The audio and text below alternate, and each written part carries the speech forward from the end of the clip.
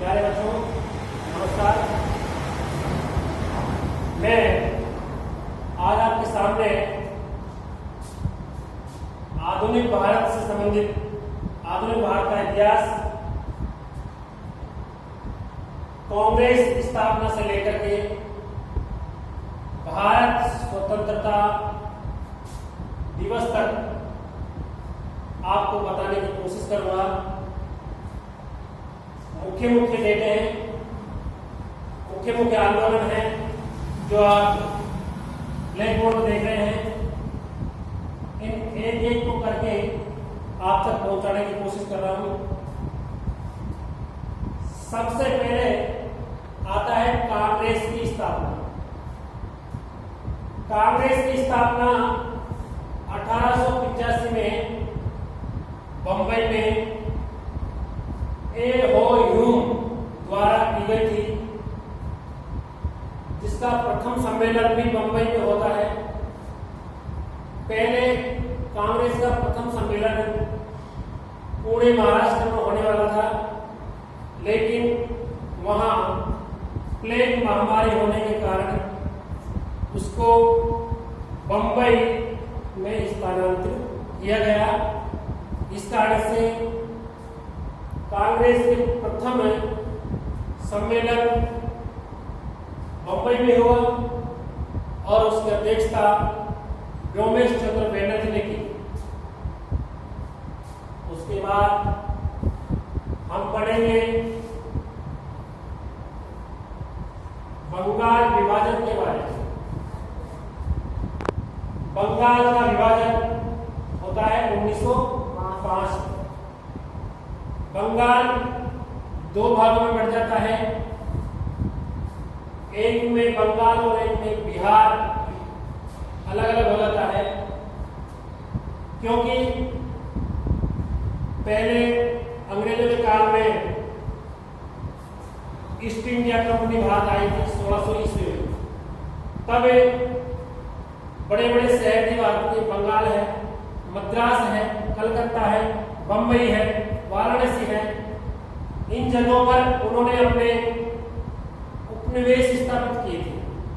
तो बंगाल में उस समय का बहुत बड़ा उपनिवेश केंद्र था अंग्रेजों का, यहाँ पे राज था। तो बंगाल विभाजन 1905 में हुआ। उसके बाद हम पढ़ेंगे कांग्रेस का अधिवेशन, सूरत अधिवेशन 1907। इसके अंदर क्या होता है, इसमें कांग्रेस दो दलों में बढ़ जाती है। एक दल में नरम दल के नेता और एक दल में गरम दल के नेता। गरम दल के जो नेता थे उनको आप लाल बाल पाल इस नाम से जानते हैं। लाल का मतलब लाला लाजपत राय, बाल का अर्थ बाल तिलक और पाल का अर्थ विपिन पाल, और एक था नरेंद्र। और सूरत अधिवेशन में कांग्रेस दो भागों में बढ़ जाती है। उसके बाद आता है मार्ले मिंटो सुधार अधिनियम 1909। मार्ले मिंटो सुधार अधिनियम 1909। इसमें क्या होता है, इसमें होता है सांप्रदायिक प्रणाली। चुनाव में आरक्षण सांप्रदायिक मुस्लिमों का आरक्षण देने की बात इसमें कही गई। उसके बाद आता है दिल्ली दरबार। दिल्ली दरबार 1911 में लगा था। दिल्ली दरबार कब लगा था? 1911 में लगा था। उसमें बंगाल विभाजन वापस लिया गया।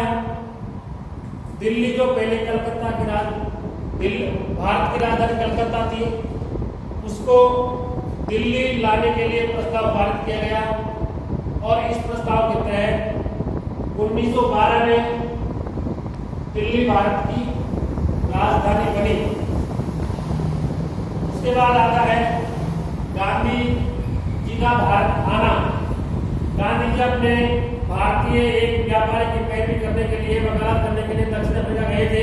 कहते हैं कि महात्मा गांधी एस जहाज से अफ्रीका गए थे और वहां पे वो ट्रेन में सफर कर रहे थे, तो एक स्टेशन पे गांधी जी को बाहर फेंक दिया गया था और उसको कहा था अर्धनग्न फकीर, कि एक अर्धनग्न फकीर है, उसको ट्रेन से बाहर फेंक दिया गया था।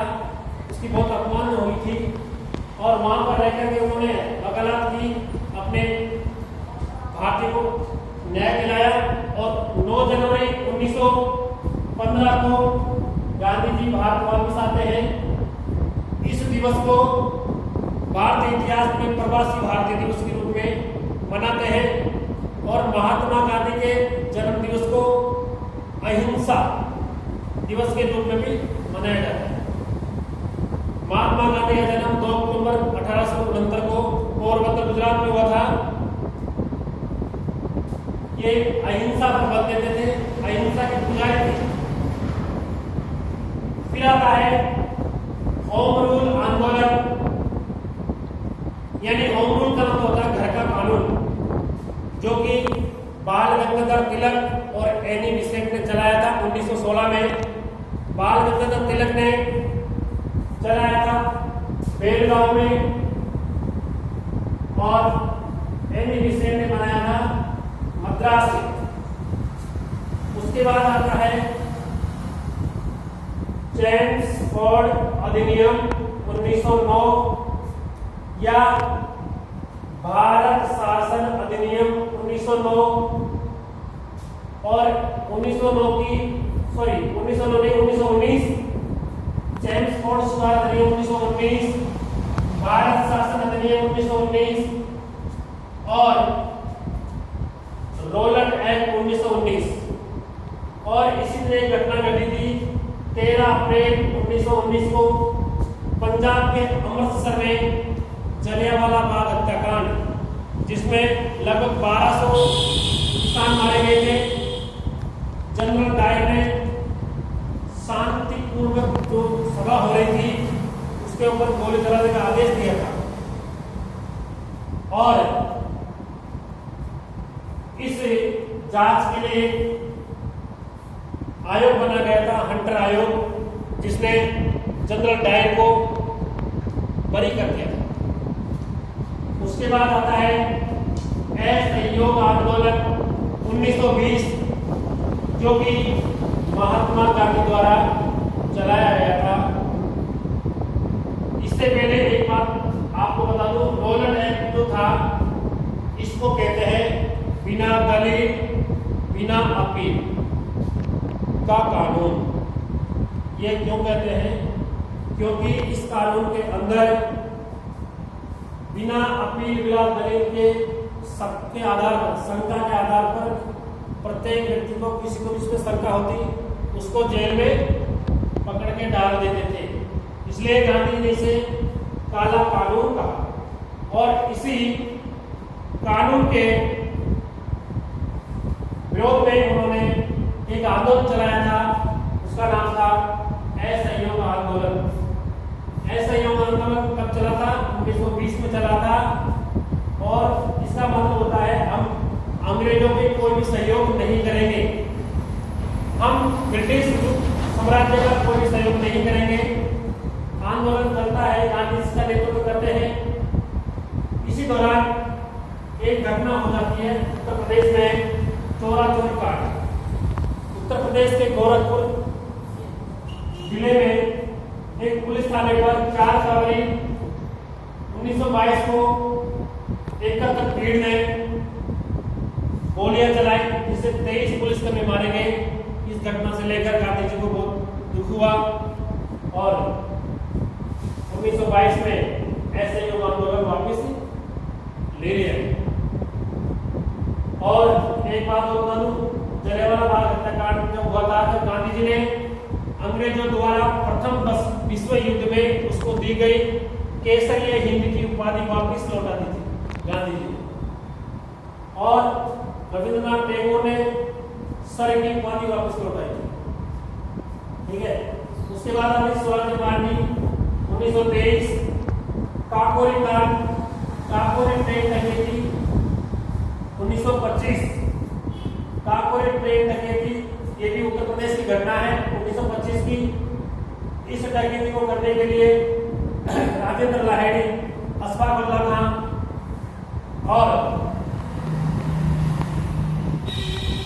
इत्यादि जो थे, इन्होंने ट्रेन डकैती की, काफी सारा माल लूटा।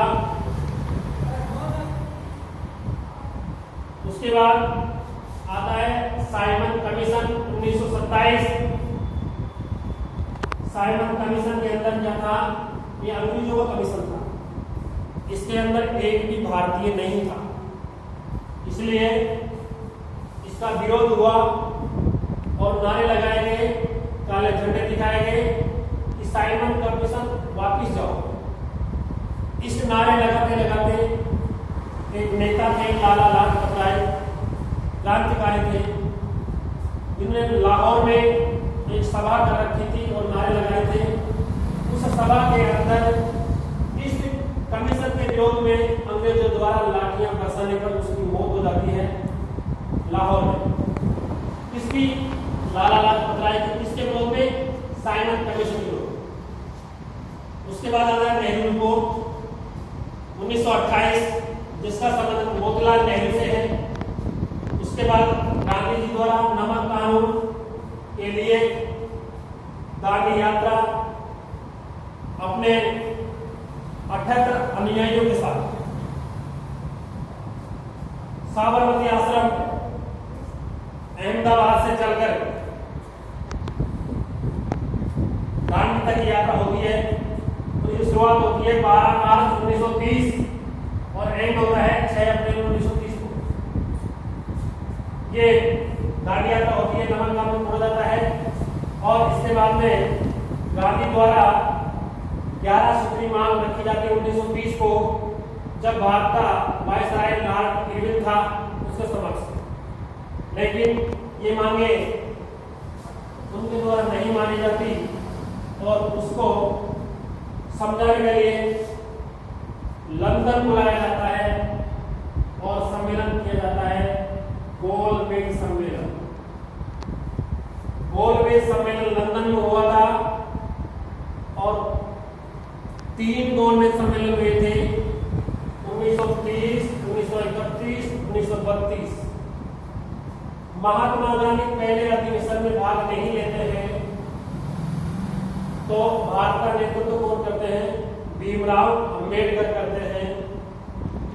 लाख सन्नाटे पर गांधी जी राजी होते हैं और दूसरे गोलमेज सम्मेलन 1931 में हुआ था, उसमें गांधी जी भाग लेते हैं और अंबेडकर भी भाग लेते हैं। कहने का मतलब ये हुआ कि भारत की ओर से गोलमेज सम्मेलन जो लंदन में हुए थे उनमें भीमराव अंबेडकर ऐसा व्यक्ति था जो तीनों सम्मेलनों में भाग लिया था।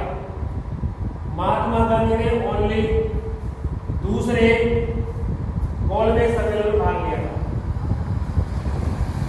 और उसके बाद महात्मा गांधी बात नहीं मानने पर महात्मा गांधी को क्या करते हैं? यर्वदा महाराष्ट्र पुणे की जेल में डाल दिया जाता है और उसी यर्वदा जेल के अंदर अंबेडकर दलित वर्ग के लिए आरक्षण की मांग करके जाता है 1932 में और वहां पर होता है पूना पैक्ट 1932 में। किस के मध्य? अंबेडकर और महात्मा गांधी के मध्य। कहाँ होता है? यर्वदा जेल पुणे में। उसके बाद गांधी ग्रुप समझौता होता है, ये 32 में होता है, 5-32 में 31 होगा जो। और उसके बाद आता है भारत शासन अधिनियम 1935। भारत शासन अधिनियम 1935 आता है। इसे अधिनियम के अंदर से ही भारतीय संविधान में सबसे ज्यादा चीजें ली गई है, इसलिए इस अधिनियम को मिनी संविधान कहा जाता है। उसके बाद 1944 में अगस्त क्रांति आती है, 42 में मिशन आता है और 46 में कैबिनेट मिशन आता है, जिसके अंदर